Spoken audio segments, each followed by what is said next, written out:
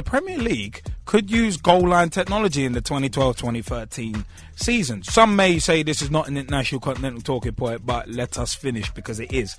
From Thursday 24th of November, goal line technology could be used as early as next season in the Premier League, according to the Football Association.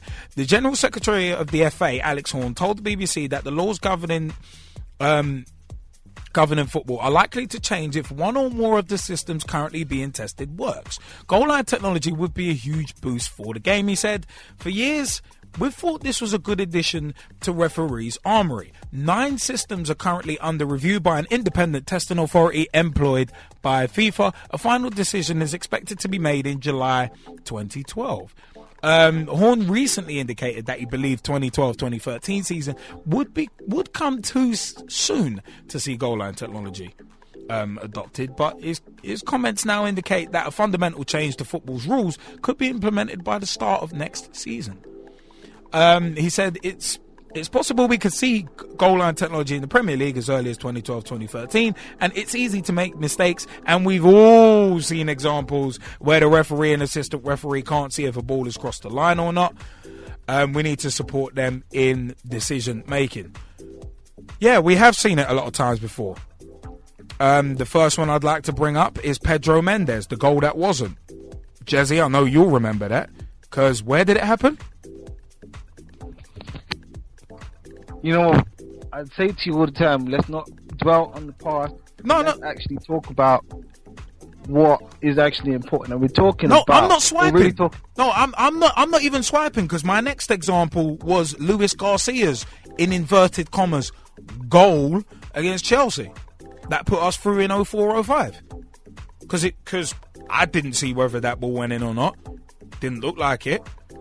But... it's one of them ones. 2 examples of very controversial decisions.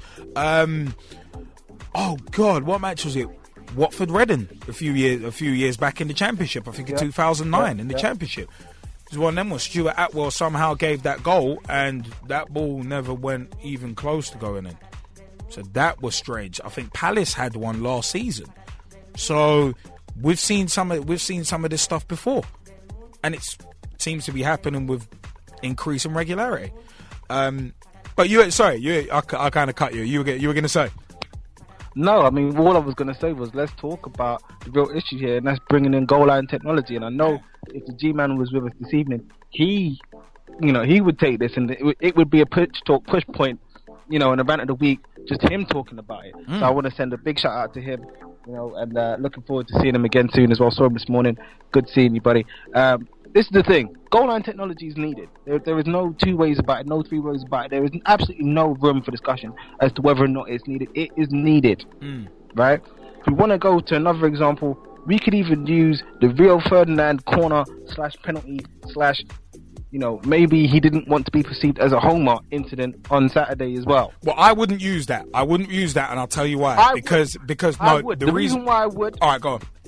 The reason why I would is just because if the video evidence is there, that takes the referee's decision out of it, that takes the assistant's decision out of it, and you look at the video evidence, and based on the video evidence and the video evidence alone, you make the decisive decision.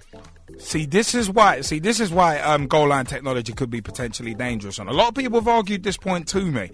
I am in favour of goal line technology, but for what you just said is exactly why goal line technology could get a little dangerous, because if it starts being applied to everything, then football becomes mechanical.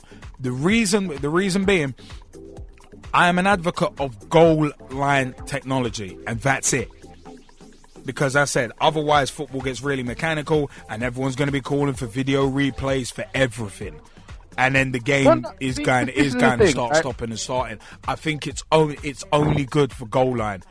Other than that, nah.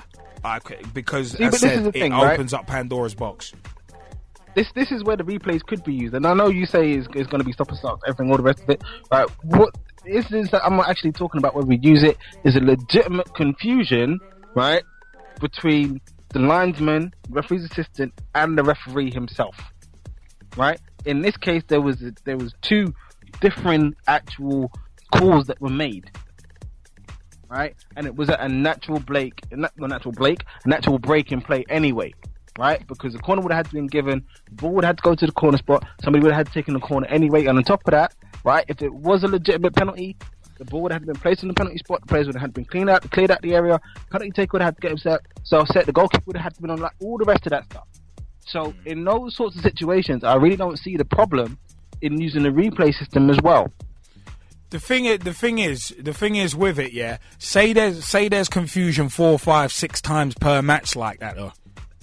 That's when football starts becoming mechanical. This is why I would keep it to goal line and not use it for anything else, because you get everyone will start clamoring. Oh, you're using it for that. Why not keep using it for everything else? And you know how the game is. You know how everyone is. Everyone's going to be like, oh, I want it used for this. Right? I want it used for that. I want it used for that. I want it used for this. Everyone's going to start wanting it used for every little thing, and it's going to get messy. But this is the thing, right? If you are going to consecutively and consistently use it for the goal line, when you're going to have all these other things, what the whole clamour is going to be is, if you're using it for goal line, why not use it for other contentious decisions? Why is it that it can only just work for goal line and nothing else? And as I say, if it's a decision that would come in that would have a natural break in play as a result anyway, that you're actually going to look at the video evidence for, personally, I don't see there being that much of a problem. Hey, it's one of them ones. I ain't sitting on no fence, and I know you ain't either. Do it, and they do it smoothly, so there's no reason, in theory at least, for it not to work the same in football. Yeah, but bear in mind, in rugby, it does take a few seconds, and we're going to go to the criteria in a second. It does take a few seconds. Cricket is a naturally much slower game anyway. Tennis does have quite a few breaks because of the sets. So those other sports that employ it regularly, their games naturally have a lot of breaks. So football's kind of it's somewhat of an anomaly, and it's harder to do it.